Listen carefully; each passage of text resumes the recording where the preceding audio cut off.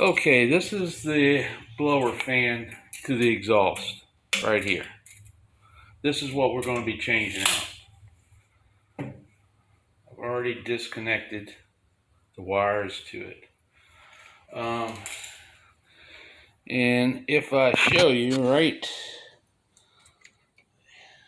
here, that's the pressure switch, and there's a hose that goes around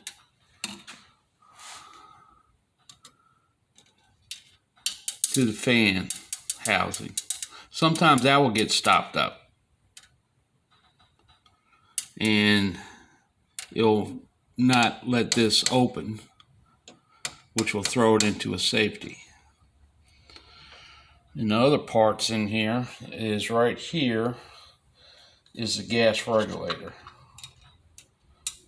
This is your service line of gas coming in, and this goes around to the burner right here. But today we're concentrating on this part here.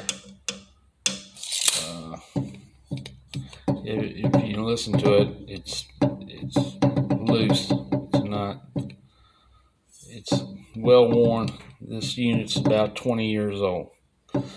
So let me start taking this off, and I'll show you the new unit when I get this one off.